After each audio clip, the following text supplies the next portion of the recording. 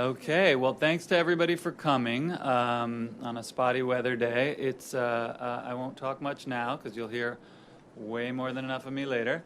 I'm Lazar Tresjon, the Director of Youth Policy here at CSS, and it is first my pleasure to introduce, who will welcome us for real, is our CEO, David Jones.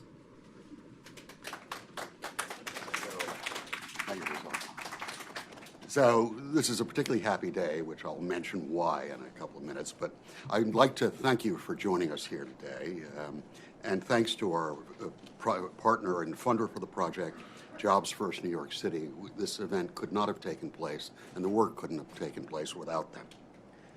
As some of you might remember, CSS has been working on the issues we're discussing here today for some time.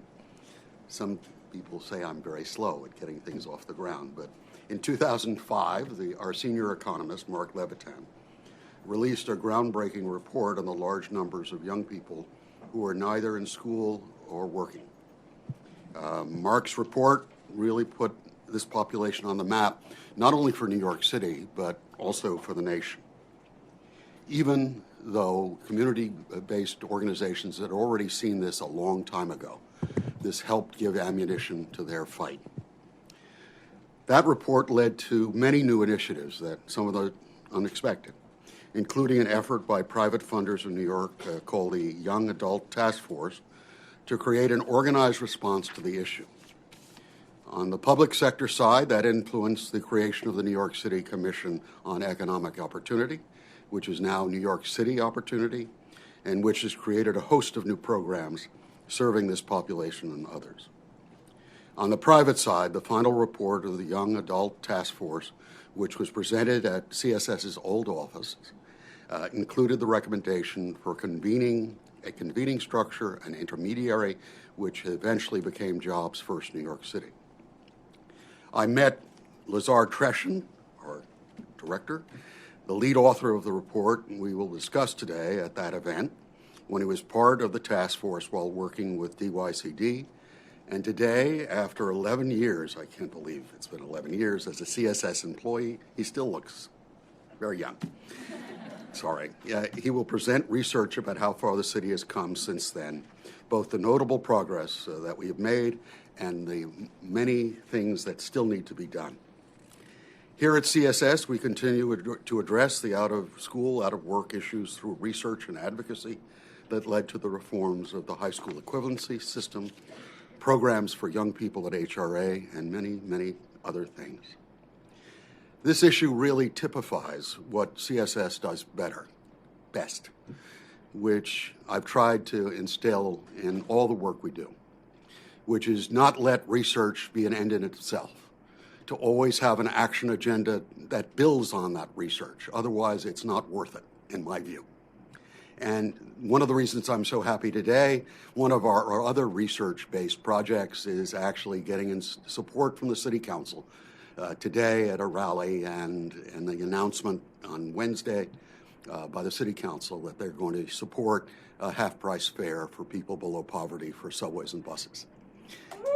So anyone who wants to come on Wednesday, I'm getting the dates confused, but this is the kind of thing that we'd like to instill throughout the field of doing research, building and helping communities fight their battles out, but now against opposition that always claims that they're wrong, that they don't have the data, they don't have the impetus to get this done.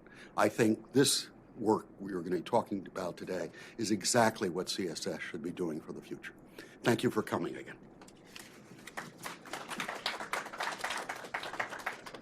Thank you, David. Okay, so we're going to get started with the research presentation, and it's my pleasure to introduce the person who's partnered with us the most on this project, supported the project, the organization that commissioned and really conceived of it. That's Kevin Stump of Jobs First NYC. So here he comes. Good morning. Good morning. Okay. So big thanks to David Jones, the Community Service Society, Lazar, Irene, for hosting this event, but really for being a partner with us for this publication and for the first one. For those of you who don't know, I'm Kevin Stump. I'm a vice president at Jobs First NYC, overseeing our policy, communications, and in-school practice work. Jobs First NYC was started 10 years ago, like David mentioned, in response to a crisis with more than 220,000 young adults who were not working, who were not in school, and didn't have a clearer pathway to opportunity. A new type of vehicle, a new type of mechanism was needed to break down the barriers, to create cross-systems approaches that will ultimately expand economic opportunity for young adults. We do this by building partnerships, by raising consciousness about the barriers that young adults face, and advancing effective practice. So through the last 10 years, we've built a number of, and we've had the privilege of working with a lot of you in the room to be a part of building a number of different partnership approaches, whether it's the Lower East Side Employment Network, the Bronx Opportunity Network, the Young Adult Sectoral Employment Project, and many other initiatives that are underway to really help reimagine, rethink, redesign, challenge the status quo that together we can actually create clear opportunities for young adults. It's those partnerships that have pushed the institution to ask the tough questions, to go out and try and find some of the answers, to create the space to convene and have the discussions necessary to move the needle forward, reducing the number of out-of-school, out-of-work young adults, and expanding economic opportunity. Like I mentioned, 5 years ago, we put out the first Barriers to Entry report. This is really, and that was really to understand the supply and demand side labor market information for young adults in New York City. This report is an update to that. This report and the one before it should really be seen as a launchpad to a larger conversation. It should really be used as a tool to ask the next set of questions. It should be used as a mechanism to drive conversation at City Hall, to once and for all get a comprehensive strategy that will truly address the needs of this population. And so next time when we meet, we can be having different conversations about other issues. As Lazar will review in his presentation, there are fewer, compared to 5 years ago, there are fewer young adults who are out of school and out of work. But with that progress comes a new set of challenges that Lazar will review. This includes growth in low-wage part-time jobs that should give us all concern, and that we at Jobs First will be looking to bring folks together over the next several months to have those conversations about what does the next set of practice look like? What does the next set of policies look like to help address the new needs and the new challenges that this population are facing? So with that, I'm going to introduce Lazar, who you already know, to give us a presentation and walk us through the day. Thank you. Thank you, Kevin. As is my wont for some of these presentations, I will put a few books under the mic. And those of you, my fellow statisticians and researchers, will see that they're all Tufte books, which I thought I might read, but serve an even better purpose as a mic stand. Wonderful. Well, thanks to Kevin. I'm sure many of you know Kevin. Kevin, I feel like has only been in New York a couple of years, but has just made an incredible impact already in such a short time.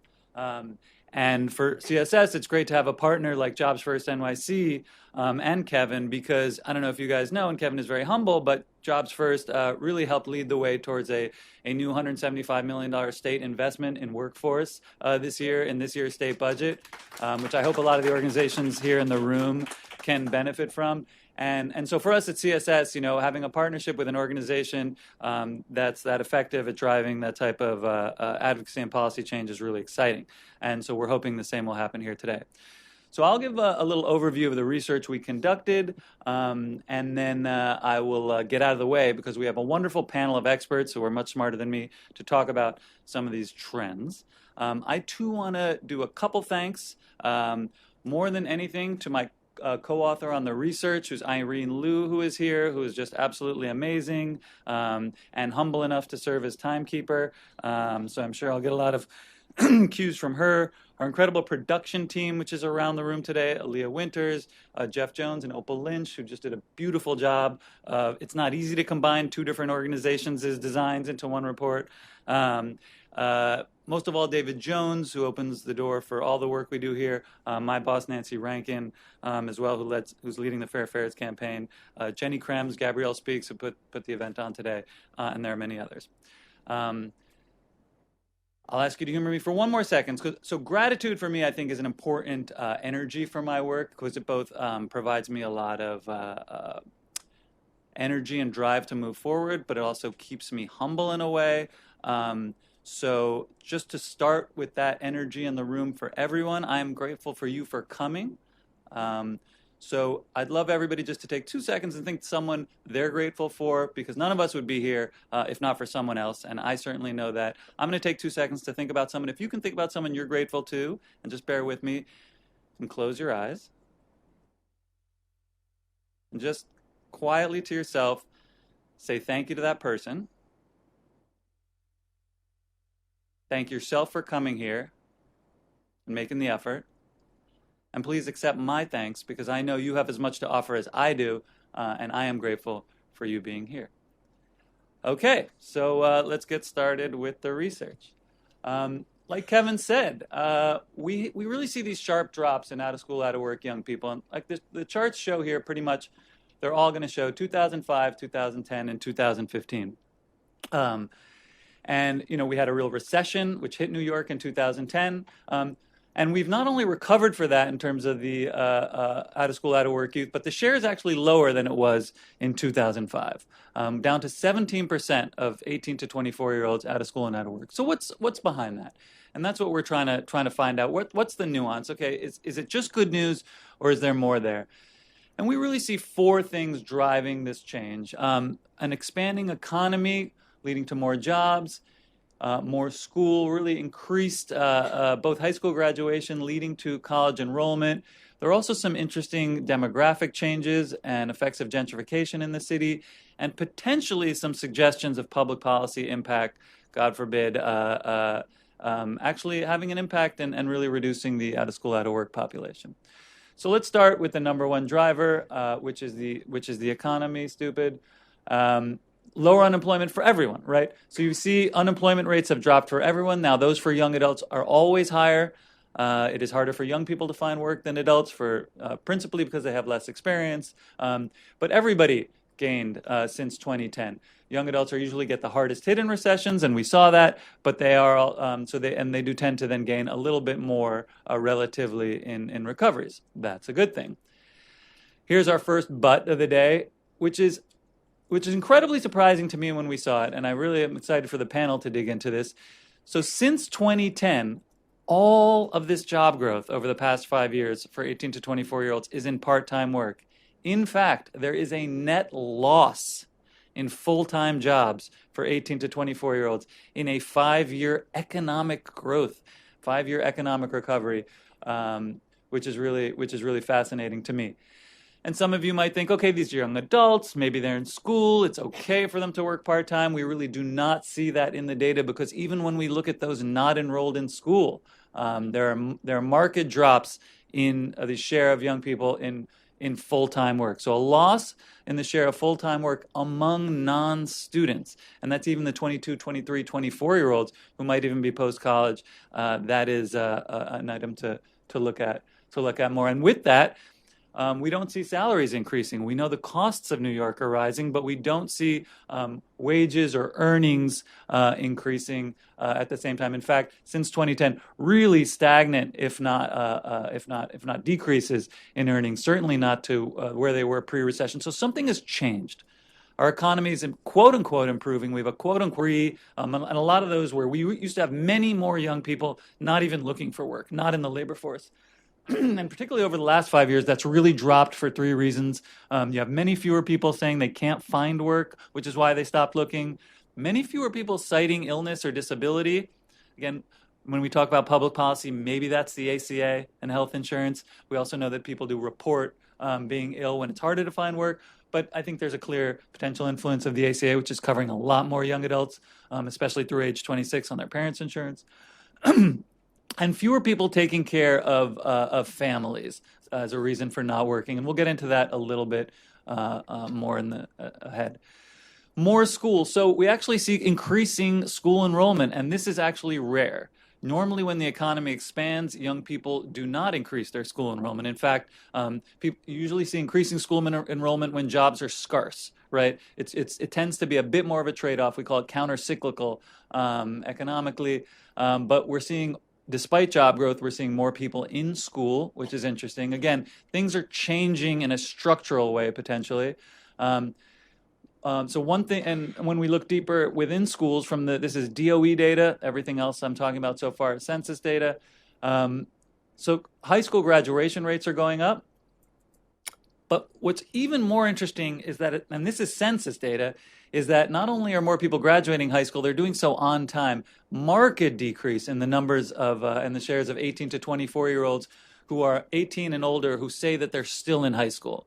So not just people graduating, but they're graduating on time, which is really pushing them into college at a lot lower rates. Over the last 10 years, you see this shift up in college going, really fueled by that green line, which is low-income people over the last 10 years really increasing their college enrollment. But when you look at the last 5 years, it's even deeper. It's really Latinxes that have really fueled the most recent push since the recession in college enrollment. It's really low-income Latino youth are really pushing colleges and put college enrollment here. However, we still see, while that's a good thing, we still see real disparities in college enrollment, particularly at CUNY, which is where most New Yorkers go to college, overrepresentation of Asians and whites at the four-year colleges, and real underrepresentation of blacks to some extent, but really those Latinxes, which are increasing their high school graduation rates, actually increasing their college readiness, increasing their college enrollment, but really being pushed into two-year colleges. So even when you compare groups among themselves, blacks and Latinxes are far more likely than they used to be to find themselves at a two-year versus a four-year school. This is despite, while we know the college readiness levels are low and need to improve, this is despite those numbers actually increasing, and especially when you look at SAT rates and numbers. Any Latinx college student is far more likely to find themselves 38% versus 57% at a two-year school now than at a four-year school. The same is true for black students, where we don't really see those drop-offs for white and Asian students. And that's something that CSS has pointed out in previous research around the recession making private and state schools much more expensive and harder to afford for families, which are now entering the public city university system much more than they used to. And equally skilled, if not better skilled, black and Latinx students ending up at two-year schools, which unfortunately leads to a real drive in non-completion, since those schools we don't see doing as a good a job of keeping young people on track and graduating. So real increases in college enrollment, but really some really increases in college non-completion, again, driven by that Latinx community, which is doing the right things, graduating high school, getting more college ready, enrolling in college, but not succeeding there at the rates we would like them to. Potentially having to do with the fact that they're no longer able to get into some more supportive four-year colleges where retention numbers are greater. I'll go quickly through demographic change and gentrification. So just one odd thing in the data, which we believe has to do with affordability. New York keeps growing, right? That's the blue bar on the left. The same that cannot be said about 18 to 24-year-olds, despite growths until 2010, and this potentially has to do with affordability issues. There are fewer, notably fewer, 18 to 24-year-olds now than there were when the recession hit. And we believe that has to do with affordability. We tried to dig in to look at that systematically. We hear a lot of comments about gentrification in the city. We'll talk, we really only see that as at a neighborhood level in terms of large subpopulations. More than anything, we think that fewer 18 to 24-year-olds are moving to New York, that it seems a harder place to sort of get started if you're not from here, and that may have to do with the cost of housing intuitively. That would seem to make sense, and we do see much higher rent burdens and much higher rent costs. But there are a few groups, subgroups, of which there are notably fewer, which we believe is contributing to lower out-of-school, out-of-work rates. The Puerto Rican population is really decreasing. Puerto Ricans used to make up, you see on the left, the majority of the Latinx population, which is the plurality of 18 to 24-year-olds are Latinx in New York. But there's a real drop after the recession you see on your right in Puerto Ricans in New York, really drastic. Some drastic rates, and Dominicans now representing a larger share of the population. So one of the drivers of lower out-of-school, out-of-work rates is actually just fewer Puerto Rican young people who actually tend to have, of any ethnic group, the highest out-of-school, out-of-work rates. The other group with the highest out-of-school, out-of-work rates are young parents, and there are fewer of those in New York. That appears to be due to two things: fewer 18 to 24-year-olds having children, but also fewer young parents moving to New York, potentially due to affordability issues. At the neighborhood level, as everybody has heard, we have sharp signs of gentrification. Out-of-school, out-of-work rates on the middle column for the current rates, and rates from 5 years ago are on the right. Again, these are merged from a few years, so we can have enough neighborhood level data. And really what you see here is on the top, you see neighborhoods that have sort of left our top 20 of the neighborhoods with the most out-of-school, out-of-work rates. And the ones on the bottom are the ones that have entered. And our mayor talks a lot about a tale of two cities. According to these data, the tale of two cities is actually getting worse. You have some neighborhoods that are gentrifying and really dropping their out-of-school, out-of-work rates. Some of that is due to increased school enrollment and jobs for the young people that used to live there, but some of that is due to real shifts in who's living in those communities. I mean, look at the drop in Bushwick from 26% to 17%. We know about the gentrification there. Look at Sunset Park. That's another huge drop and a gentrification issue there. And then look at some of the communities that are being left behind, both in terms of gentrification, but left behind economically in terms of the economic recovery. The North Shore of Staten Island, right? Really being left behind. They've increased their out-of-school, out-of-work rate from 19% to 24%. So that maybe push out from some people from some of these other neighborhoods into those communities, but those communities are also being left behind on their own. Flatbush, and particularly some of those are only a couple percent, but again, that's just 1 or 2%, despite a huge economic recovery and despite 5 percentage point decrease citywide. The Rockaways, we know, is an area often talked about as being left behind. So potentially we're seeing even more segregation and economic disparities neighborhood to neighborhood than ever, despite a mayor that is trying to tackle this. So on the policy front, we do actually see some greater improvements in the out-of-school, out-of-work rate locally than nationally. So across the country, we see 3 percentage point decline from a peak of 18% in 2010 to 15% now. But locally, we went from 22% to 17%. And those are percentage points, not percentage difference. So that's a real significant drop that is greater than what's happening in the city.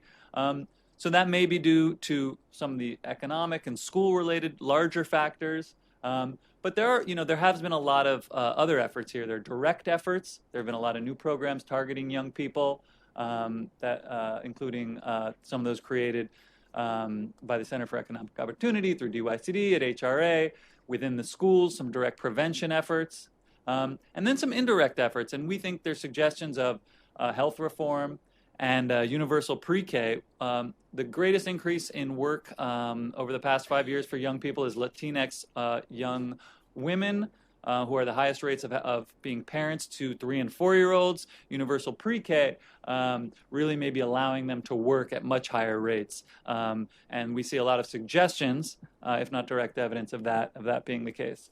I'm going to swing quickly through slide 2 because we have young people here to talk about some of the issues, part 2, some of the issues that they're seeing. So who's left? So what's today's out-of-school, out-of-work population look like? Again, if you can't find a job, it's really driven by your level of education. That's something we've always known to be true. And that's getting harder to even find a job with just a high school degree. Our economy is changing. There is an increasing demand for skills. Jobs for young adults are requiring more education than ever. as you can see, and that's a real marked change from just 10 years ago in terms of what people are requiring. Race remains a very strong predictor of whether or not people are out of school, out of work. Obviously, we see these huge disparities, much higher rates of being out of school, out of work for Latinxes and Black youth as compared to whites and Asians, although everyone benefited in this recent recovery. Although the greatest gains were really, interestingly, among white males and Latinx women.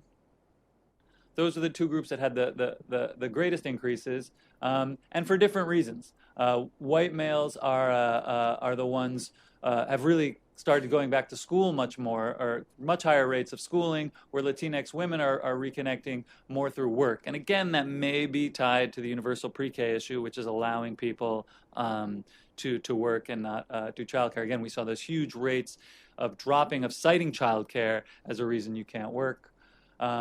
Household poverty, poor people are more likely to be out of school, poor young people out of school and out of work, but it's also a driver of why they're low income. And quickly, we talk to service providers to bounce these findings off of. They know much more than I do.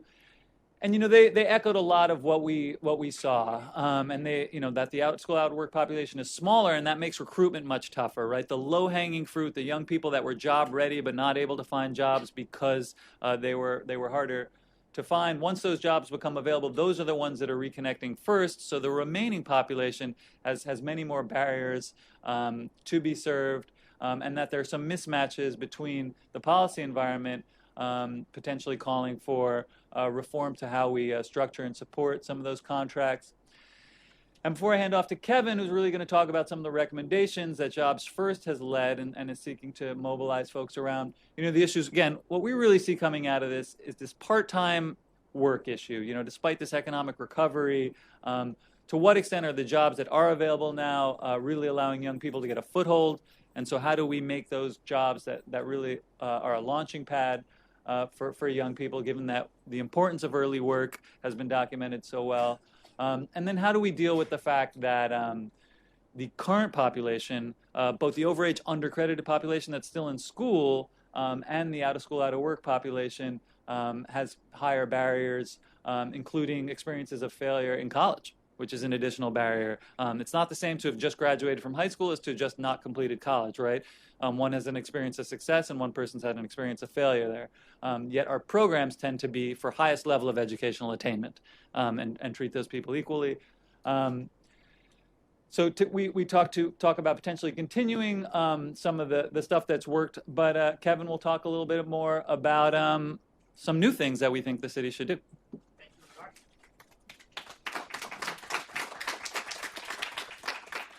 So I'll keep remarks at this section a little bit light because the conversation is really what we want to get to.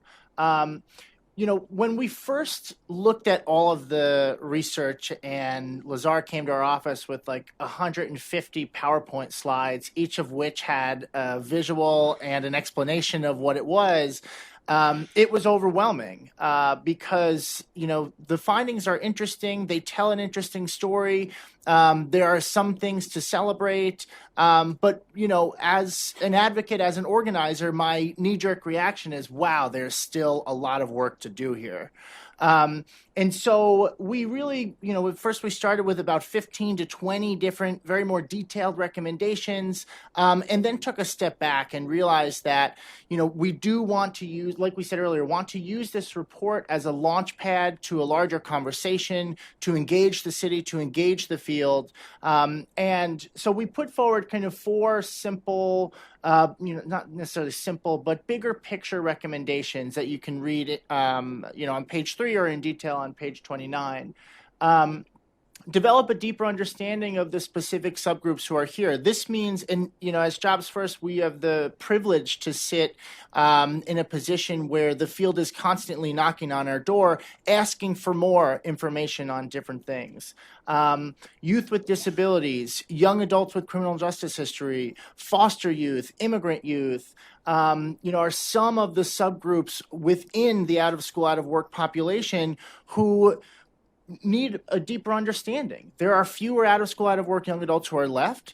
The remaining few face even more barriers, even greater barriers to reconnecting to the economy. So we're calling for a deeper investigation into those different subgroups, so then we can help inform the conversation around what type of interventions, what type of practice, what type of approaches are necessary to help address their needs.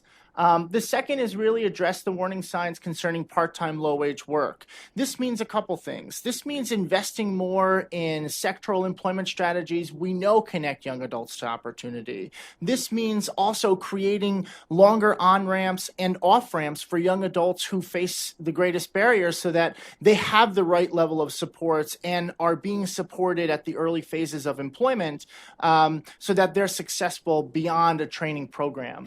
But this also means looking at, the city needs to be looking at things like portable benefits. If we are moving increasingly into a part-time economy and part-time work is the new norm, then our infrastructure and our system needs to reflect that. And the third piece around prioritizing career readiness and deepening investing into college completion, there's a few things there. The first is that the K-12 system still is not recognizing the need to really create a system-wide career readiness framework in the big way that it needs to happen. There is great pockets of work happening at the DOE. There are great pockets of work happening in schools across this city. But from a systemic approach, it's not there yet. Also within that is really addressing CUNYs, in particular, 2-year non-completion rates. There are too many students who we are pushing into college and who are falling off the cliff, which is even more difficult for them to re-enroll. And then these, like Lazar said, we have a more educated out-of-school, out-of-work population than ever before. We have more young adults who have more education than ever before, but these challenges still persist.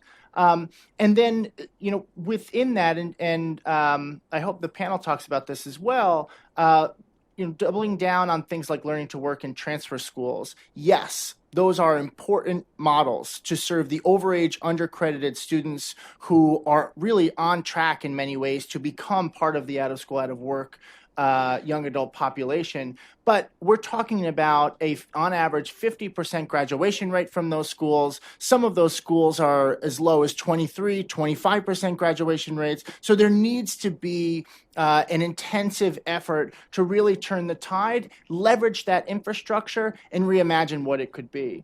And then the final thing is support neighborhood partnership development. This is really responding to all of the local labor market changes that we've seen across the city from neighborhood to neighborhood. In the back of the book, there is every neighborhood with out-of-school, out-of-work, and poverty rates.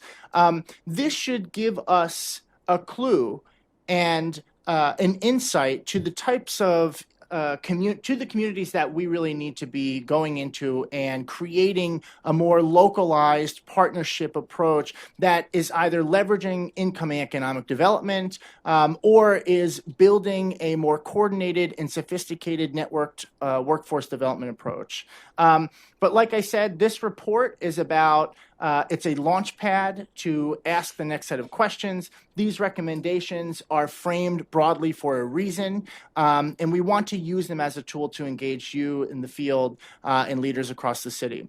So I'm excited to introduce Andrea from the door. And then we also have 2 young adult impact fellows who have been trained over the last, who have gone through a series of different trainings with Young Invincibles, led by Marissa Martin, the Young Invincibles Northeast Director.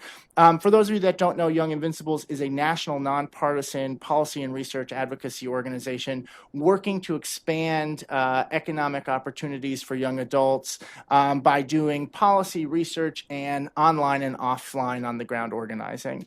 I know that spiel so well because that was my old job. And so I'm very excited that we have some young adults here who can really take their lived experience as young adults in the city.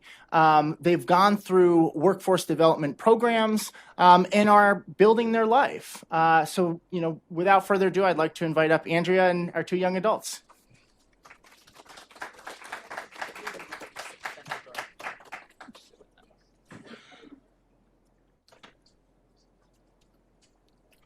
So Andrew's going to ask them a couple questions, and then if you have questions you'd like to pose to them, just write it on your index card, which we'll also be using index cards for the Q&A later. So we'll get you another index card if you have questions for both.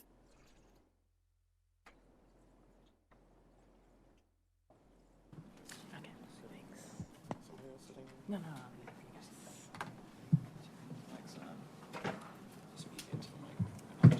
Testing.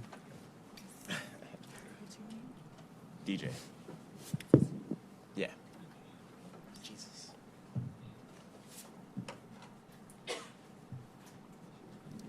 Good morning.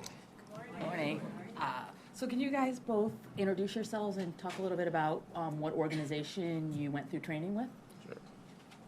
Jesus. Sure. So my name is Jesus Marshall. I participated in Opportunities for a Better Tomorrow, and the program I participated in, of course, is the Young Adult Internship Program. My name is Jabril Kaba. I graduated from Perscolas in December, where I attended a 15-week IT support course where I acquired my A+ certification. I'm currently working towards acquiring my Network Plus certification. I also participated in the Tech Bridge program through The Door at the Bronx Youth Center. So both of you are Impact Fellows. Can you talk a little bit about what that is and what you do in that role? All right. So as Impact Fellows, we've spent the past 2 months studying and researching specific advocacy policies and how to empower ourselves to speak on workforce development issues that affect ourselves and our peers. As my colleague, of course, just stated, we have been training for the last 3 or 2 months or so. I'm missing about a week. And training into basically learn about creating better and efficient policy briefs, and of course looking at the tweaks in other policy briefs and how we, of course, can enhance it and give better recommendations. Thanks. You know, having just gone through a program and are now, I'm sure both of you are in the process of looking for work or your post-program opportunities. Looking at that report, what did you find most interesting? How did it resonate with you?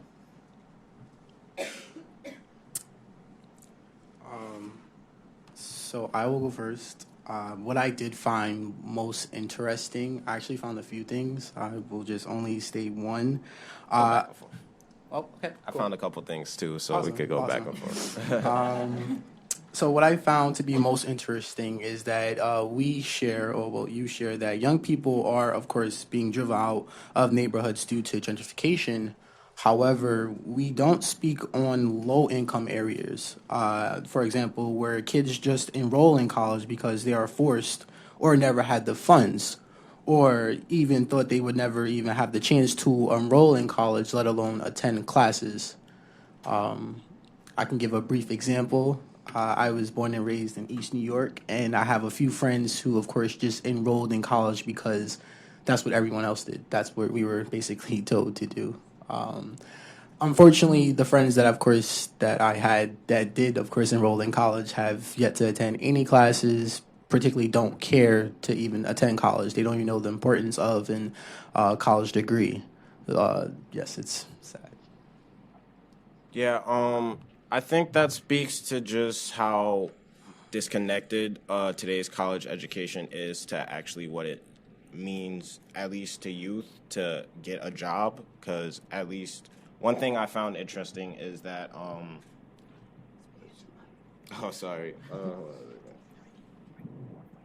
yes. So one thing I found interesting in the report was a suggestion that we could raise the quality of the jobs that employ young people. Increasing the minimum wage and extending the earned income tax credit to young workers will provide greater incentives for young people to work and will help keep them out of poverty. I think today a lot of young people feel like getting a job is all about what you can do for the employer and not how they can help us become better employees and also develop our careers moving forward into the future. One statistic I saw was that in the past 5 years, there have been no net permanent job increases for the 18 to 24 age group, which I think is shocking. And personally, I have had a very difficult time finding a full-time job, and now I can kind of, after doing this research, understand what's going on.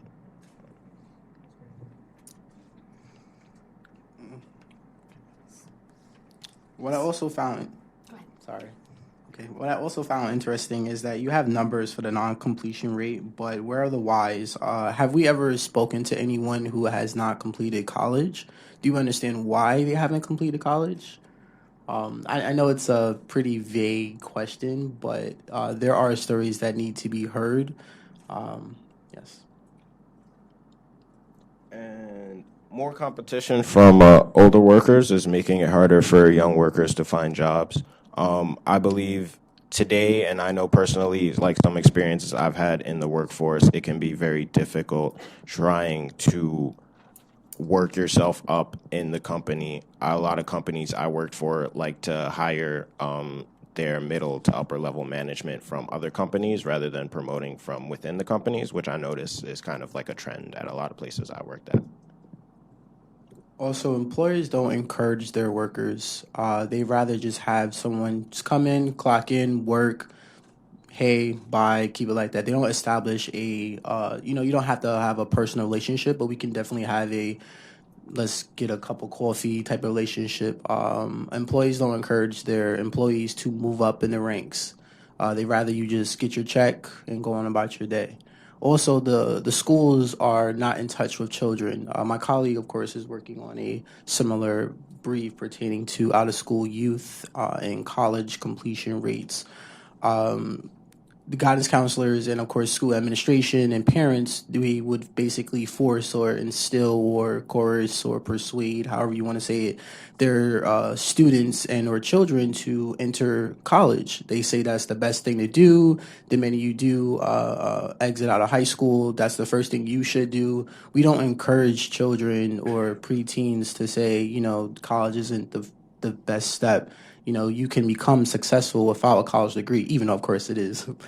Of course, to have a college degree on hand, increase pay and everything. But still, we don't let children know that college isn't the best thing. Some kids don't even want to go to college. Some kids only go to college just to impress their parents or their peers. Some kids don't even want to speak up to their parents. I have a friend, she's went to college. She's dropped out twice because her parents forced her into nursing, and she's now done with her second semester into business management, and she's happy. She said this is the best thing she has done. She's happy to go to classes, and just to see that it took her 3 times to go to college to actually see what she actually wanted to do, because every other time her parents just kept saying, go to college. I did it, go to college, just get it out the way. When we don't know if we're ready or not, you can't tell your children that you're ready to go to college when you don't know if they're ready. That's it. I'm just going to start. If you have a card, just put it up. Yes, to speak on what he said, going to college is really a large investment today, like a different investment than it was, say, 25, 30 years ago. A lot comes with it. Student loan debt, the cost of college has increased so much just in the last 5 to 10 years alone. It's astronomical. And also, I'm currently working on a paper, so I have looked into the path from high school is essentially you should go to college. This is what we promote to students, even if it is not necessarily the best option for that student. We also do not spend a lot of time preparing students for what is going to happen after high school, be it college or another route or another option. We could definitely start a lot earlier on. When I was in high school, nobody brought up what would be going on, after high school until my senior year, at which point you're focused on trying to pass your read. There's so much other stuff going on. It's definitely a late state in the game to bring it up. As well, to say you should have experienced all of these things in terms of exposing yourself to different career paths and just trying different things professionally in a career setting, that opportunity is really not there for a lot of youth in New York City to say, as a high school student, I can also gain experience as a professional in the workplace. These are great. If one last question, if Mayor de Blasio is here right now, what would you think are some of the things that would need to happen to address the challenges in the report? I would look into the areas of New York City where the unemployment rate is, or the youth unemployment rate is the lowest.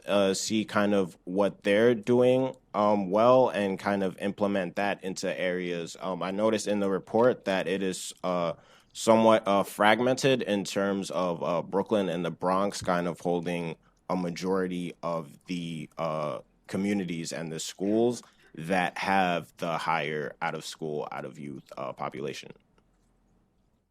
Same thing like DJ said, I would tackle neighborhoods that have, of course, low income. That's first, because we need to focus on low income areas. Of course, high dropout rates, and just neighborhoods that are in poverty. If we focus on these neighborhoods and we give them resources, as in more work centers, more training for guidance counselors, more facilities that can, of course, push children towards education and not apps on iPhones and stuff like that, then we would be able to have a more engaged children, more children who actually want to want to better themselves, and of course educate themselves more. Nowadays, children just want to buy a new game and sit down on their iPhone because they know their parents will take care of them. Sorry. Well, that's great. Well, it's great. Thank you, guys. I'd like to give them a hand. It was amazing, wonderful, and thanks to Andrea for moderating. Have you guys take a seat, have Andrea stay, and I'm going to introduce our panel, which I hope can live up to these two young men. But even if they can't,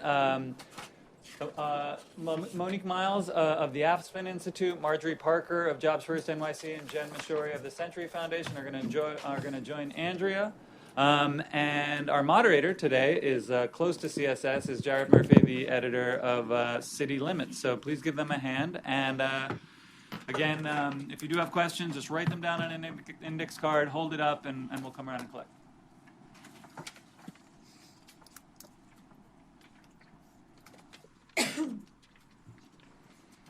Great. Good morning, everybody. Thanks to Lazar, who's much taller than me, for inviting me. And I want to thank Lazar, too, for that beautiful thing he did at the beginning of the mindfulness and the closing of eyes. I've never seen that before. It was lovely. I just want to say my assumption is most people in the room, when you close your eyes, you were thinking either of my publication, City Limits, or of me personally. I just want to say you're welcome. Happy to do it. At least I can do. But as the parent of a 14-year-old and a 7-year-old, I'm well aware of just how fleeting youth is.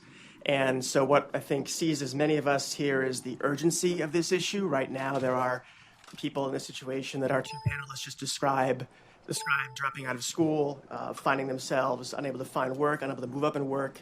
So we're going to get right to it with very few preliminaries. We'll talk among the panel. We're not going to do any introductions because their names are in your bio, in your pamphlets, and you can look them up later. They're more impressive than I could recite now anyway. We'll talk amongst ourselves, and then we'll open up to questions toward the end, and I think we'll do the index card thing, so start thinking of questions, not comments. I'll direct questions to individual panelists, but I hope other folks will jump in by signaling me or jumping up and down, whatever you like. Andrea, I'd like to start with you. The clientele, the folks you're seeing at the door, how much does that reflect some of the trends that are described in the excellent report we saw? More uptake to work, more people staying in school, fewer people staying in high school beyond 18, but more part-time work. How much is what you see every day match the statistics we've been talking about? We're definitely seeing more part-time work and less full-time opportunities. The other big trend that we're seeing is young people are very interested in finding work or going to college, but they are coming in with significantly more barriers. Even if they're going into some of our more high-skilled programs or our college programs, they're dealing with much more severe mental health conditions. We actually are seeing more young people with significant family issues that are coming in up. We've had young people just in one of our college bridge programs, a young woman, a parent, got into college, was one of our superstars, and ended up, mid-semester hospitalized for depression. It isn't just our low-functioning young people. Even our really successful young people who are doing everything right are struggling to stay in the programs that they're in and to do well.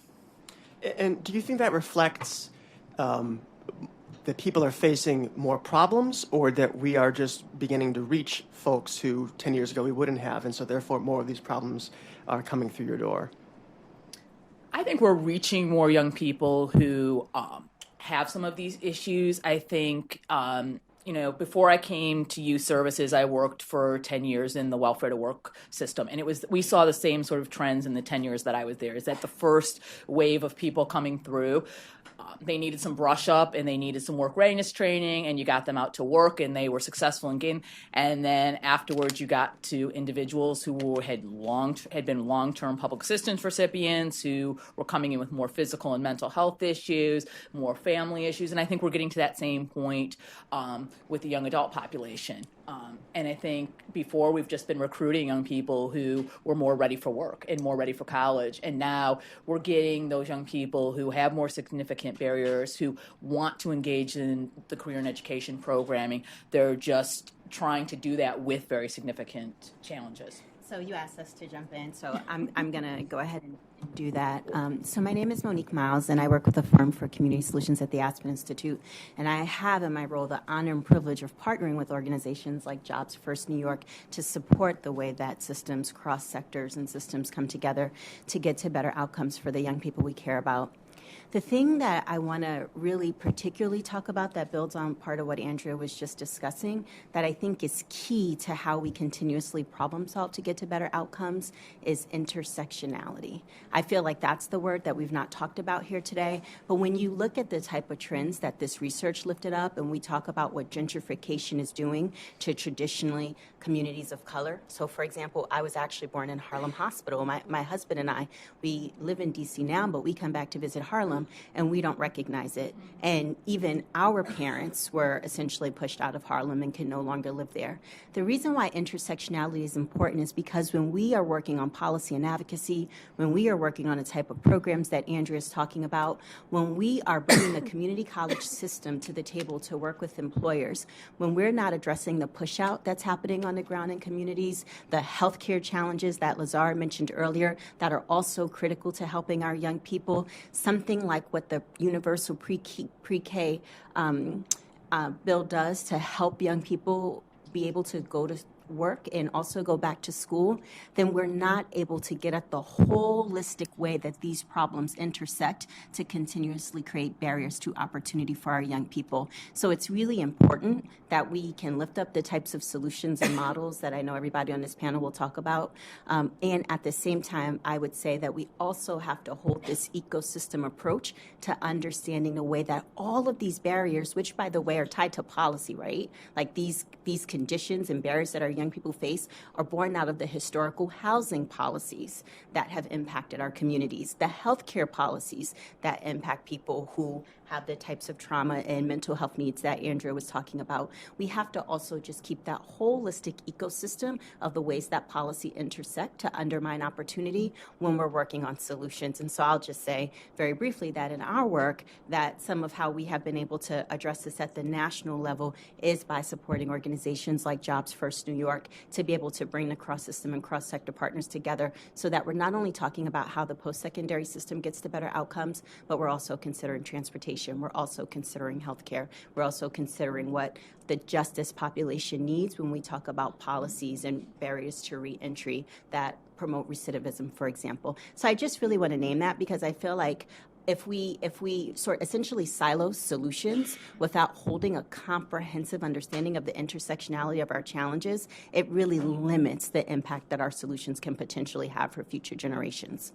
And I think building on that, thinking about some of the conversation around college completion, I think the workforce development system and folks in the room who are focused on getting young people to work have a huge role to play in figuring out the college completion challenge. So when we're talking about financial aid systems that maybe don't work well for part-time students right now, or when you're talking about financial aid systems that are completely cutting off part-time students, I think certainly we need to have folks in this room in those higher education spaces as well. And I know that's already happening, but again, I think it goes to all of these issues coming together. Yeah, I want to add that part of what we do when we talk about systems change is about addressing historical traditional factors, right? Household poverty, low income, they're all part of this ecosystem or scope of intersectional work that we have traditionally addressed in pieces. I think this is the time that mic's not on. Oh, great! Live stream.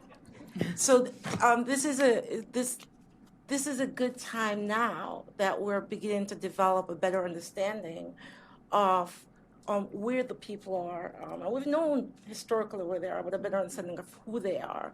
And it also, I paused a moment as I listened to Andrea talk and thinking, should we be redefining out of school, out of work youth? Because to your question, Jared, this group, the 136,000 that's left here in the city, they're the hardest to serve. They're the hardest to get to. And when they do come, now you have to recruit them. We spend a lot of time in Staten Island, and the folks, they tell us, oh, we have to go down to the bodega. We have to go to the corner. And this is the group that was historically considered militantly disconnected. I mean, like, you have to go and get them on the corner where they are and bring them in. And so a lot of them are coming in now, and we now know that they have these barriers. And should we be, it's a question for us to ask ourselves, is this a time to redefine this population?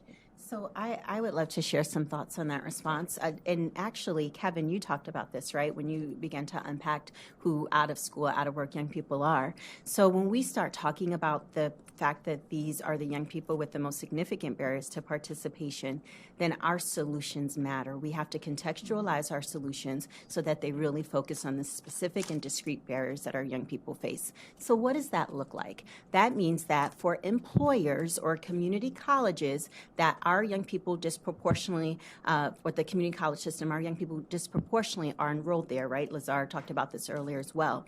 Our work with community colleges has to be around helping them understand, what does it mean when a justice-involved youth comes to your institution? What does it mean when a teenage parent is enrolled in your institution? Jesus, you talked about this also, right?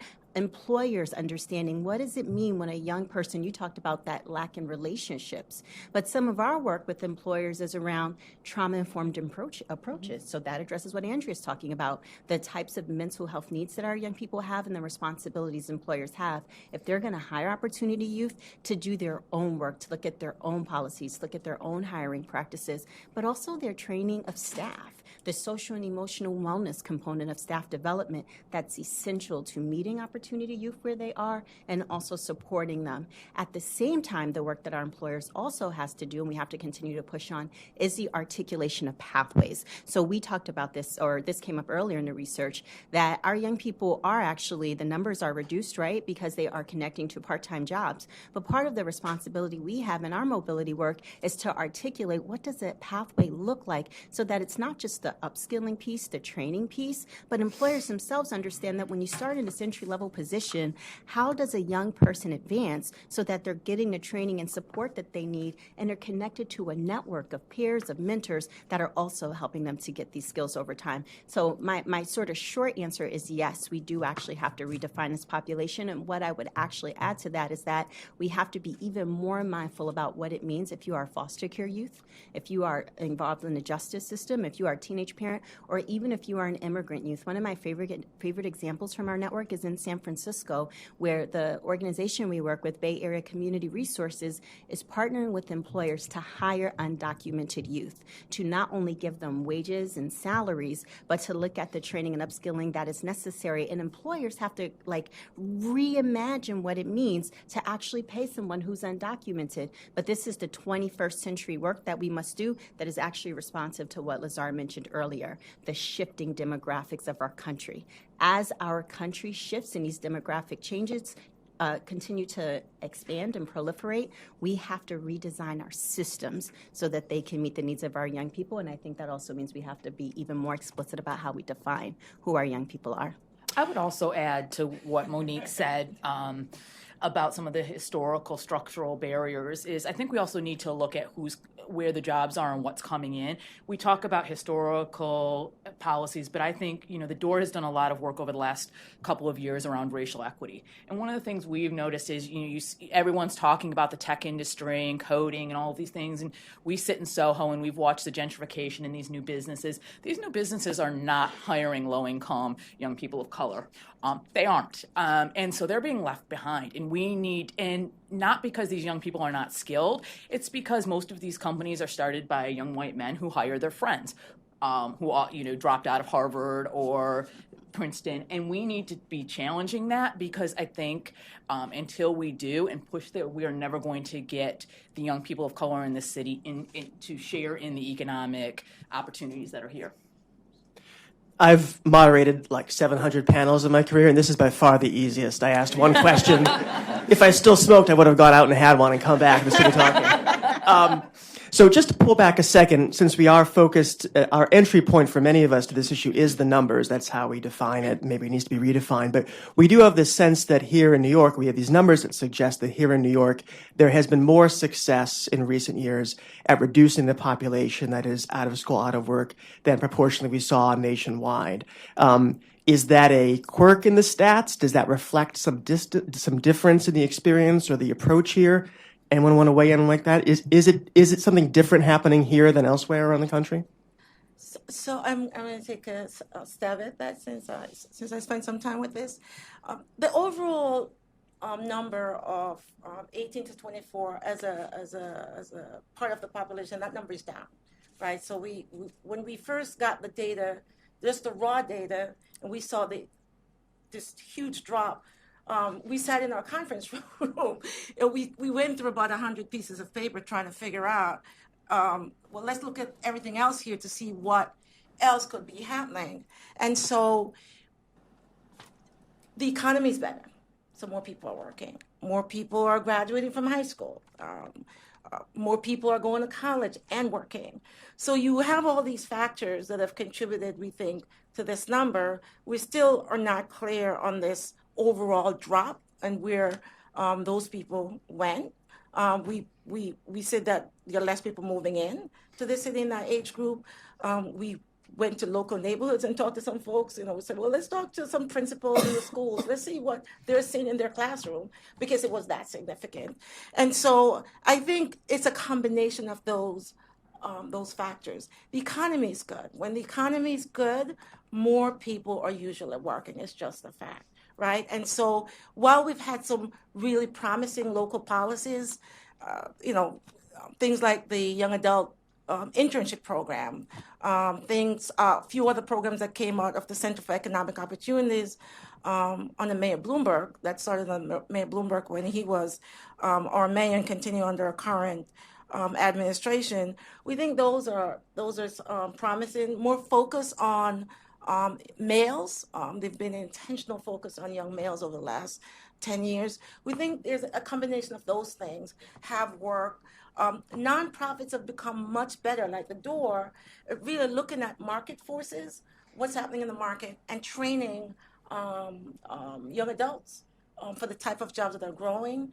The community-based organizations that are in the workforce development sector have become more astute and sharp around engaging and partnering with employers, making sure that they have an understanding that the public sector is a robust place for them to recruit their talent. You know, we have lots and lots of talented, well-trained people, such as the two gentlemen that you just saw here this morning.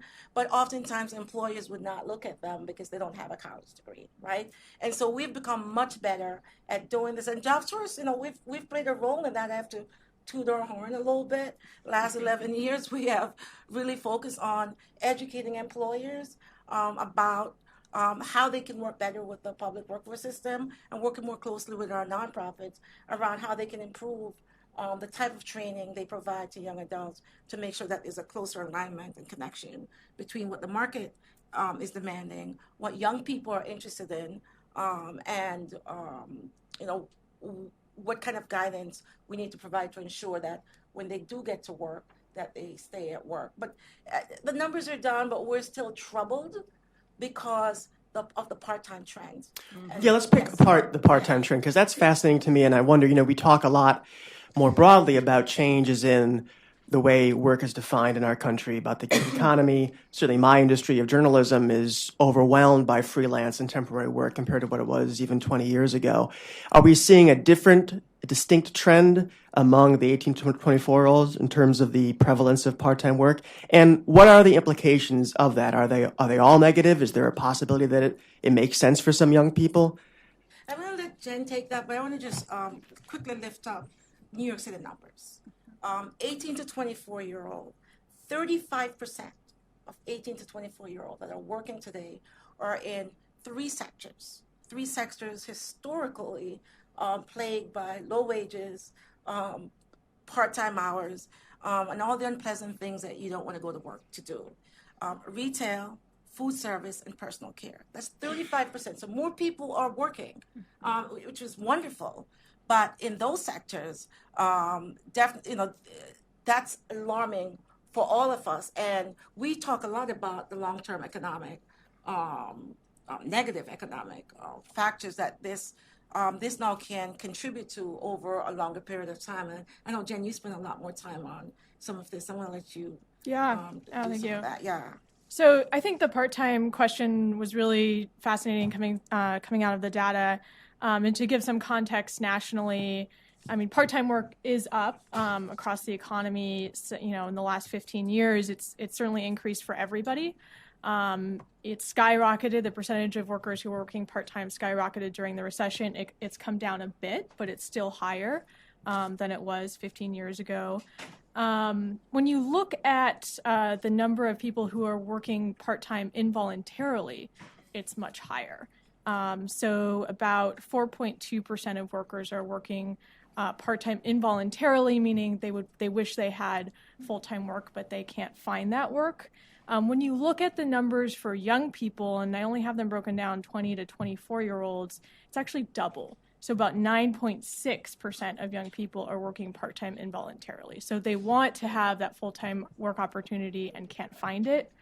That being said, I did some just initial look at some of the numbers in terms of the share of young people with part-time work versus full-time work in New York versus more broadly. And actually the numbers in New York seem much higher.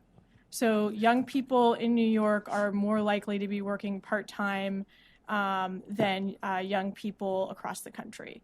I'm curious, is it because of the sectors that are growing and the opportunities here? How much of it is related to school enrollment? I think there's a lot of questions that are raised by this data that we want to explore further.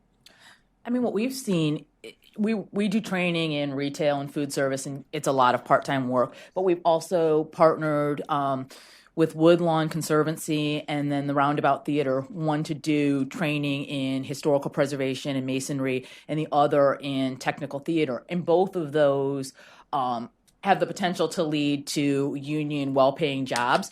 But the issue is there is a very, very long road to get to those jobs. So you can get great training, but it's probably going to be 4 to 5 to 6 years before you are working consistently full-time at a high wage. So although the jobs are good, it's how do we support someone for that long a period of time until they are at a point of economic self-sufficiency? Because in both of those industries, it's moving up, it's actually getting into the union, but it's developing enough contacts and networks and so that you are keeping year-long employment. Otherwise, you're probably working, a third to half of the year. I think to your question, Jen, the largest job growth in terms of sectors, food service and retail. But, we're losing brick and mortar store, for example. But New York City is still one of those places that have a lot of retail. And so this is where we're seeing our largest job growth are in these three sectors. And personal care is a part of home health care, but it's the lower end of that home health care. So it's home health aid, for example, where you'll see a lot of, we see a lot of growth and a lot of entry places for a lot of young people. But what's also interesting that we're finding too, for example, in Staten Island, they have a large number of jobs, CNA, certified nurses assistant, that are available. We talked to 1199. 1199 says, if anyone who gets trained, we'll just hire them. And we talk to young people, and they don't want that job. They said, we don't want to be a CNA. I might want to be a CMA, which is a certified medical assistant, which is less blood, less lifting anyone around, more of the clerical portion of the work. So it also means that at some of those lower end, young people aren't necessarily interested in those jobs, but those are pathway jobs, for example. So home health aid to CNA to, I don't know, the next one up. Yeah. RN is that last one up, I think. LPN, so RN, yeah. it's the job growth, it's concentrated in those sectors. And when you don't have a lot of education, which is, as you see in the report, is quite common, it's one of the traditional historical factors that affects your ability to get a really good job. These are the places that you traditionally go to, but it raises some other questions here, right? So, for example, we talk a little bit about, well, what does it mean if you are now in part-time work? And how do we engage you when what job search is called downstream, right? So you're out of this middle system of you're out of school, whether it's college or high school or nonprofit training program, and you're now in this part-time job. Now what, right? And one of the things that we're really going to focus on over the next year is really what kind of pressure can we now put on the public system around doing what we call longer off-ramps, so that when you are a nonprofit and you train someone who gets a part-time job, there needs to be longer support for this person beyond the traditional, 90 days to a year, maybe in some places. There usually isn't enough resources for that longer on-ramp. So now you need to hear more about what are your educational choices. Now you need to understand what your options are. Now you need to be able to go back and talk to someone without having to quit your job to go and do it. And so this is what we now need to talk about. It's like, what does that look like? And does the city of New York have an opportunity to really invest this way in ensuring that the very conditions that we try to fix or alleviate by helping people to get jobs, now they're working in these part-time jobs, but it doesn't pay enough money for them to get on what we call the economic ladder here in a sustainable way. And to the city's credit, we're partnering with the Center for Youth Employment and the Mayor's Fund on what we call a post-employment, post-placement initiative, where we're testing this idea around whether or not we can build in a set of post-placement supports to young adults who are already working with them and their employers to create to your DJ, to your concern that employers weren't really investing in their employees. Well, this project that we're working on with the Center for Youth Employment is about that. It's about helping the employers to understand their role in contributing to young people leaving jobs much earlier, what they can do around creating better working conditions and helping to clarify what pathways are within, their own shops, or if there aren't any pathways, then young people understand that there's not an opportunity to grow here, but I can take this experience to another place where I can build on what I've learned and make more money. That point about portability, it's an excellent one, and it segues to me for another topic, which is the role of place in this discussion. We have the list of gentrifying neighborhoods or gentrified neighborhoods, which we cover a lot at City Limits.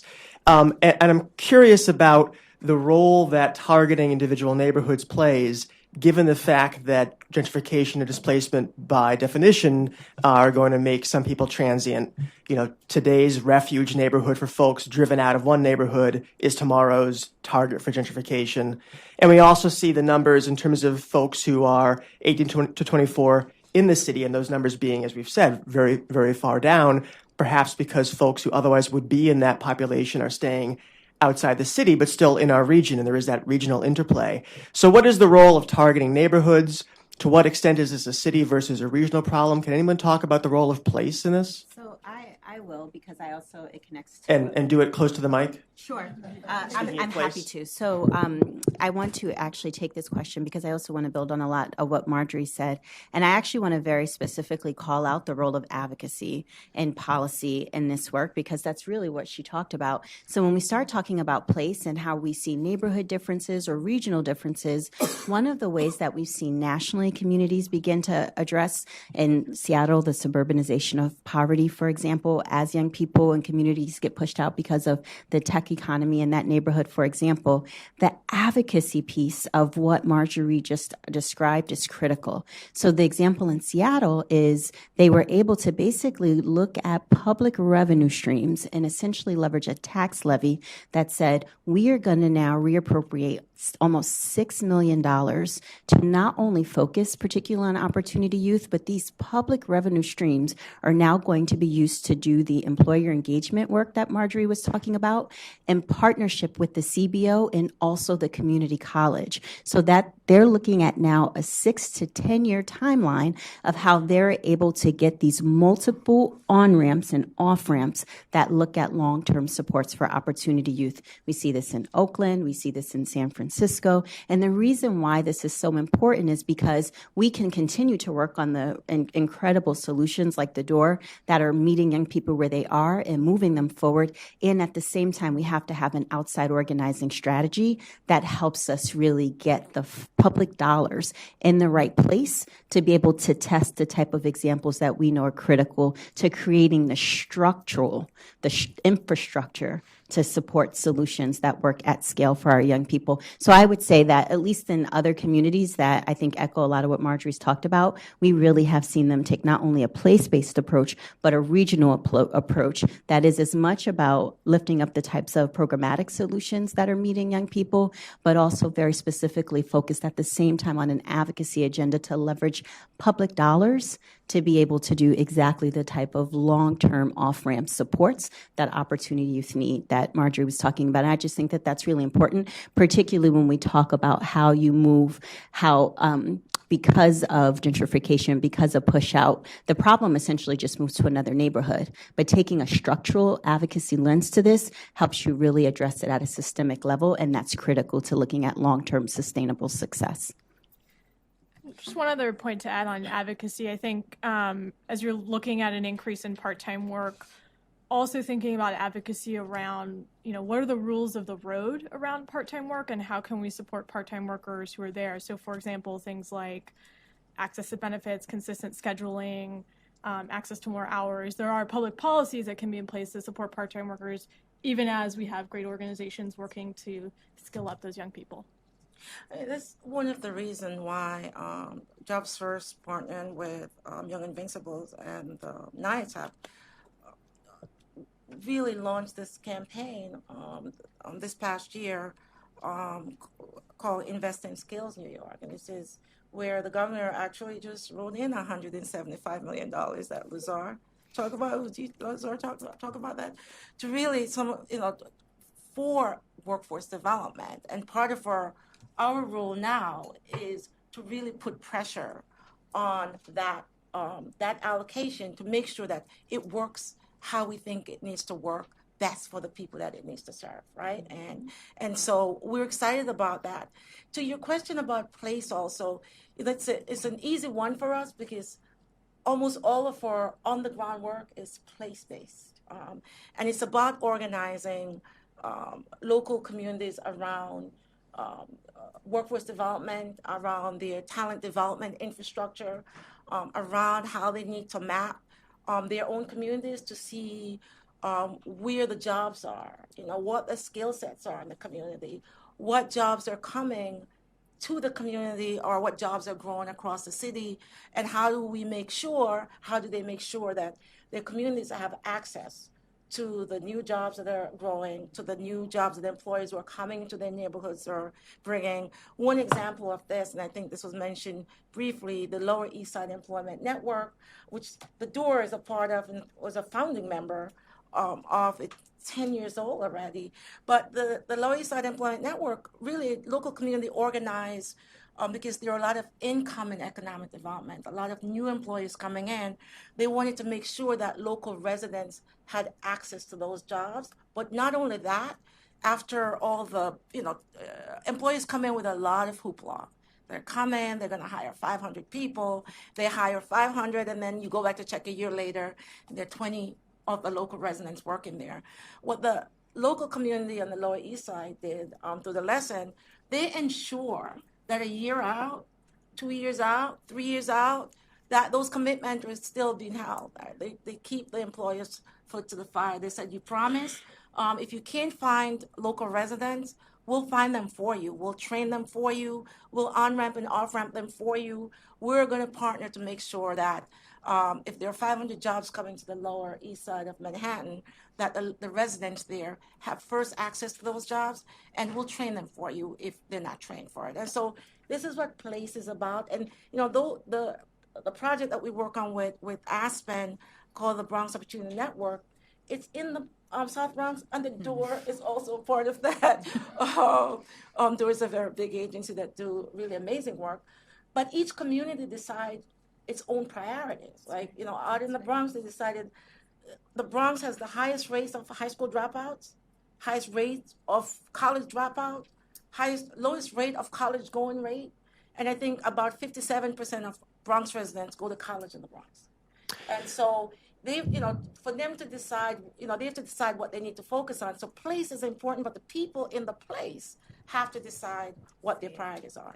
So I want to get to audience questions because they outnumber us. You want to, and I'm going to read this verbatim. Andrea and Monique mentioned mental health challenges and intersectionality. What type of diversity and inclusion efforts for people with disabilities, LGBTQ, et cetera, can help OSOWs connect? Any ideas? As we talk about a comprehensive policy, which I think a lot of folks have talked about, there also is this need to target or make it accessible to particular pockets. How do we do that? So I'll start. We have a partnership with FSG, and they're working on this impact hiring initiative that is not only leveraging this coalition of national employers that have committed to hiring young people, but actually what their work is looking at is the whole range, as I talked about earlier, of young people that make up the opportunity youth population, including young people with disabilities, actually including young veterans, including LGBTQIA. I mean, the whole sort of range of their work is really focused on disaggregating the unique needs of the priority population, some of whom I just identified, and then working with employers to understand what those unique and specific needs are. And it's really important as they're doing this work. They've also built out an entire community of practice with employers that is around employers themselves, not only sharing best practices with each other, but talking in real time around what they are learning in real time with each other around what is actually most effective in terms of hiring young people. And then the other piece that I actually spoke to earlier is all of the training that's necessary. So a lot of this work that I'm talking about, the impact hiring work, really focuses essentially on the CEO or president level, like the C-suite.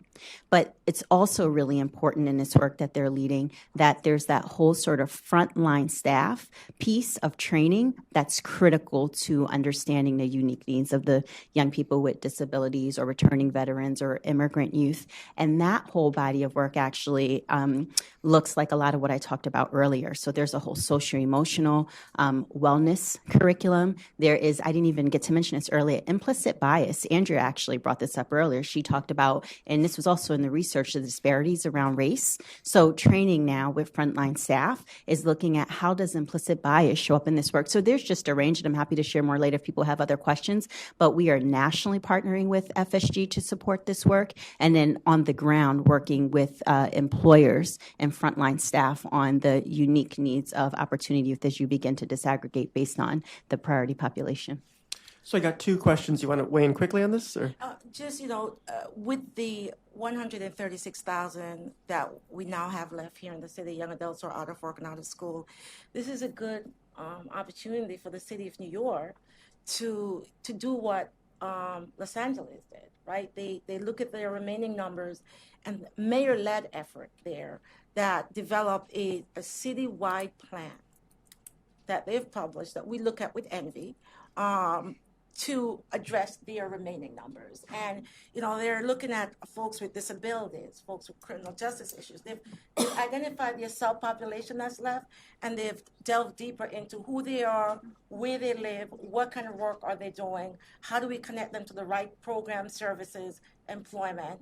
And New York City could benefit from a plan like that. This is a great time for us to, if we want those numbers to remain low, and not thinking about a flush job market at the moment, is to really be intentional about what we now do around addressing the 136,000 that's left. And the city could do what LA just did. We could create a citywide plan for that. And that's a lot of what the DOOR has done. We've tried to leverage funding to support specific populations, whether it's the justice population, foster care youth, in terms of LGBTQ youth. I mean, one is having staff who themselves are LGBTQ, who can think about the special needs and support young people in that. But then also it's really thinking about specific industries. For example, with our partnership with the Roundabout Theater, they came to us to work with them, and they developed this program because they have an aging workforce.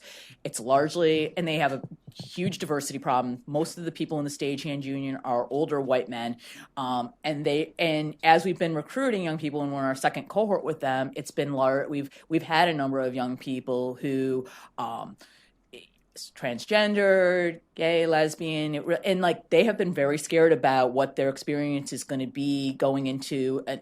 My supervisor is going to be some old stodgy white guy who doesn't understand the pronouns I use and how I represent myself. And so, a lot of our work has been with young people around what the industry entails, and not to go necessarily to go in with that expectation, but then also training with the sites and really helping that, just train, people. Some guy who's been doing tech in a theater may not know they, them as a pronoun, and just simple things like that of training people in that, and then working with the union and they've dedicated mentors to this, doing training with their mentors, and just continually understand that it's a continual process, and at every level people need training. So I got two questions about tech, and I'll put them together, and they're directed at Andrea and at Jen. One is technology a large factor as to why we see this increase in part-time jobs and the prevalence of part-time jobs? And two, what do you think it will take to empower young people of color to compete with the white-dominated startups in the tech world? Any ideas on those fronts? I think I'll take the question around technology and the impact on part-time work in maybe a different lens. So I think that there's a lot of technology has enabled, I think, a lot of part-time work. So, for example, the kind of technology that allows for sort of quick, responsive retail or scheduling that might not be as consistent as it once was. There's a lot in technology that actually has changed the nature of the workforce. Think about, the obvious example is Uber, right? So the contingent workforce folks are connecting to jobs through technology in ways that are enabled by technology. So I think it's maybe prevalent beyond technology as a sector, but I don't know if you want to take the question around technology here. I think you might be a better person to talk about that. I mean, it's a hard one because our focus in technology has been largely, we have a partnership with Proscolis, and it's a lot been on more of the hardware tech support. We're sort of still trying to figure out how we get young people into those, into more of the startups, and are those the way to go? And I think I think we don't really have the answer yet of like what the best way to push for that diversity and get people into those jobs. But we're sort of still kind of in the brainstorming around that. It's a question more around technology's impact on part-time employment. That was one question, right? It was the impact of it, and then how do you help young people of color work against the white male domination in the tech sector? So I think we were trying to figure out why the part-time employment, aside from looking at the 35% that's in the retail and hospitality, personal care, and then we started asking some questions around whether or not people are opting to work part-time, whether or not it was tech, like people were working part-time tech jobs as to the part-time, and those answers were no.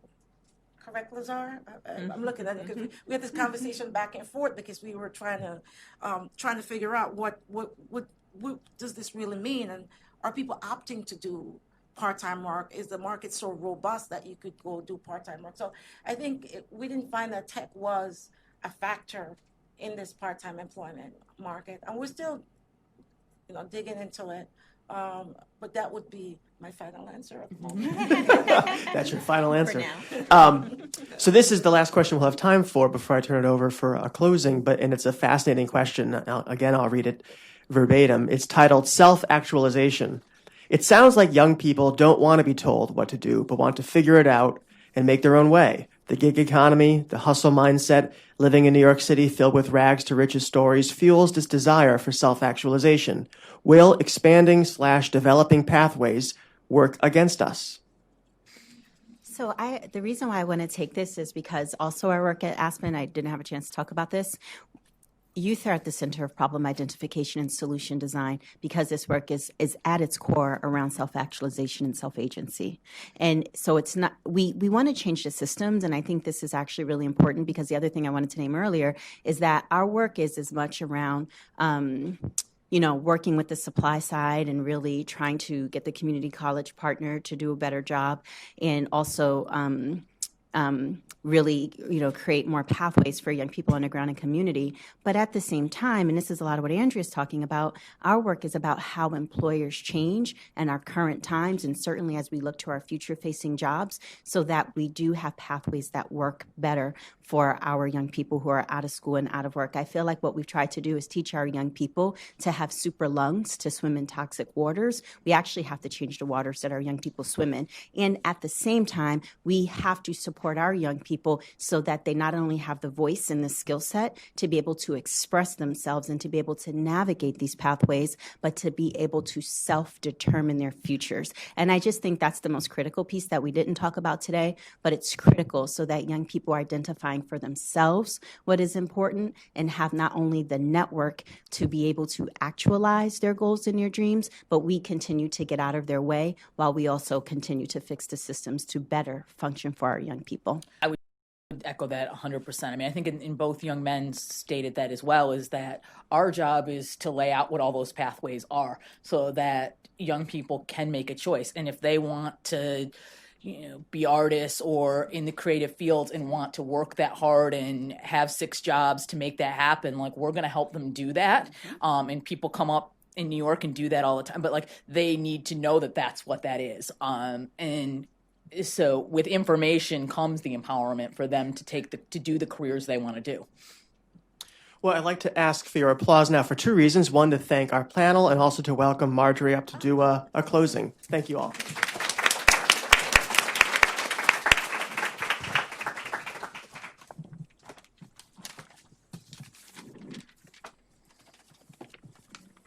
So I'm going to answer that question with every summer, Jobs First convenes 250 of New York City's brightest, smartest, ready to go out of school, out of work young adults. The first year we did this, we talk about this as part of our relationship with Aspen is how do you elevate and lift up youth voice? How do you let youth voice inform the work and the choices and decisions you're making? And one of our commitment 4 years ago was to see if we can do this in New York City. Can we convene young adults who are out of work and out of school and do it in the summertime?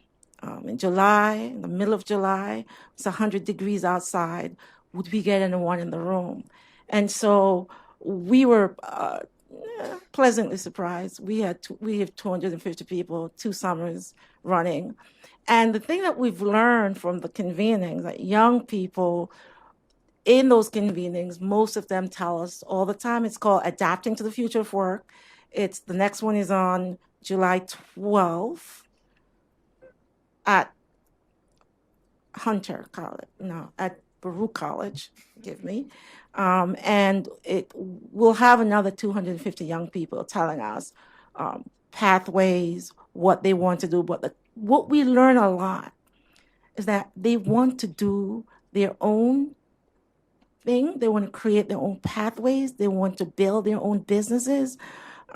They're not necessarily interested in the way we define 9 to 5 or how we go to 9 to 5 work, and that there's a disconnect between what I call,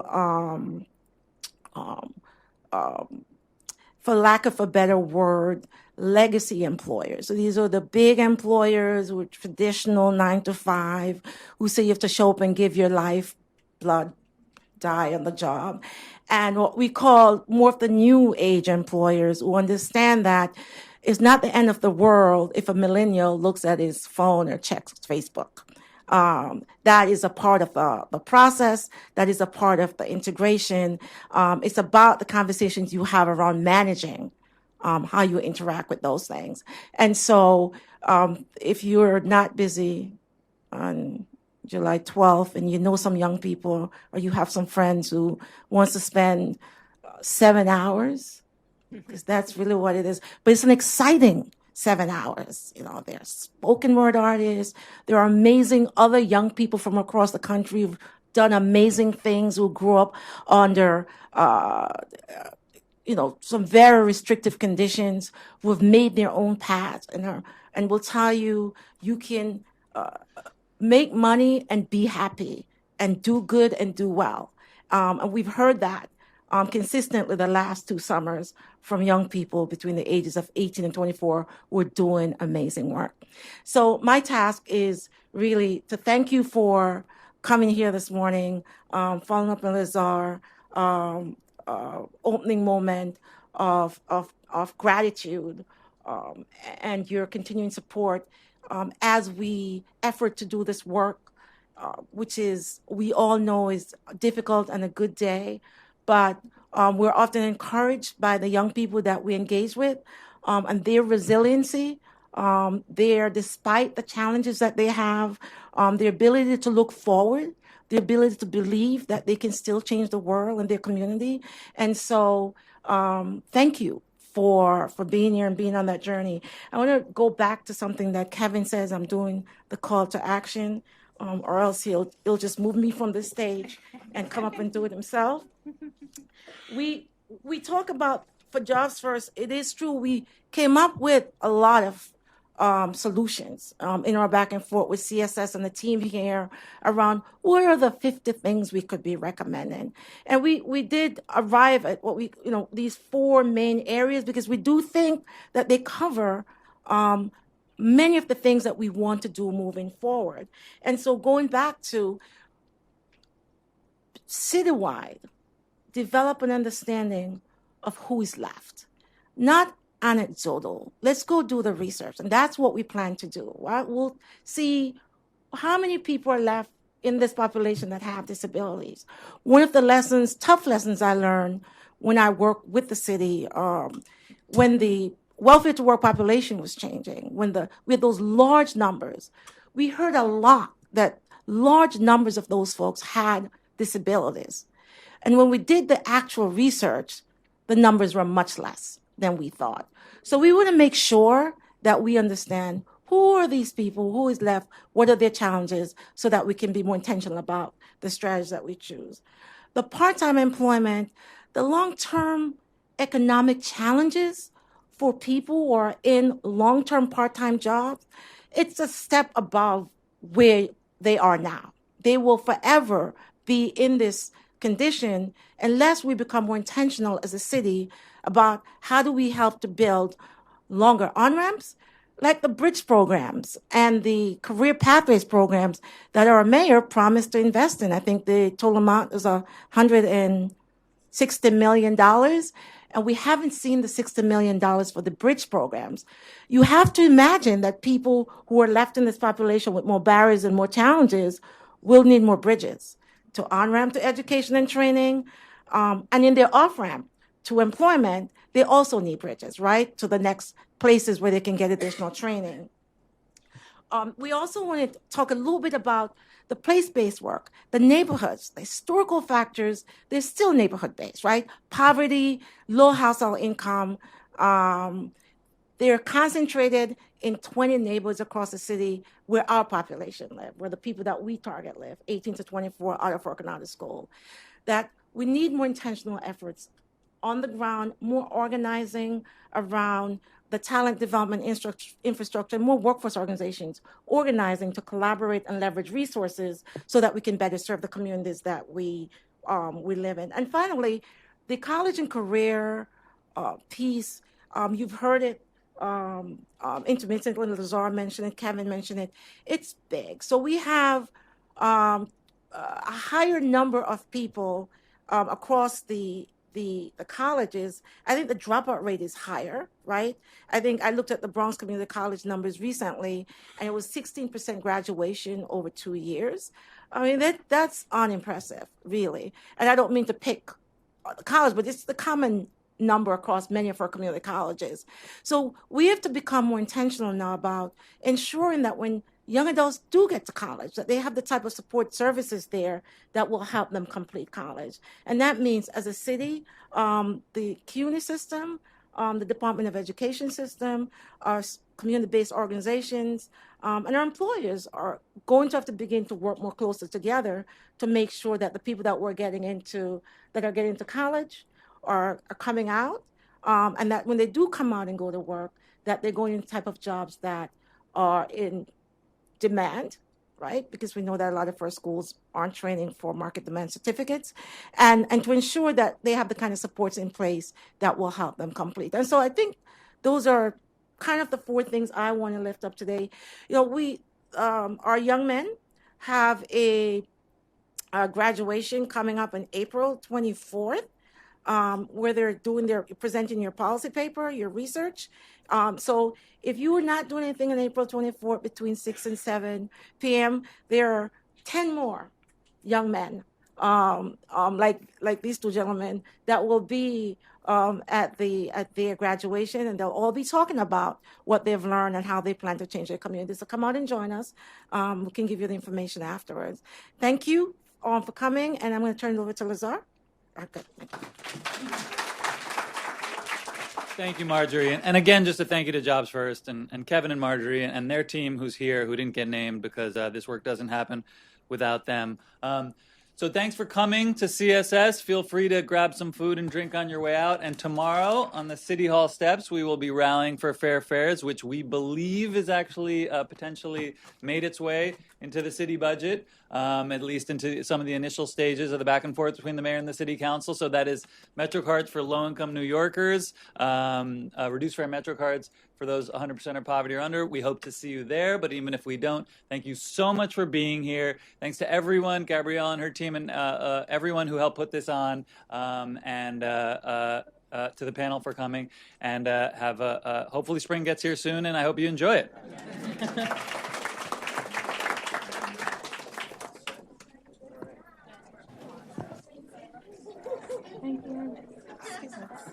I was interested in the April 24th graduation. Yes. Where do I find out more information? Thank you.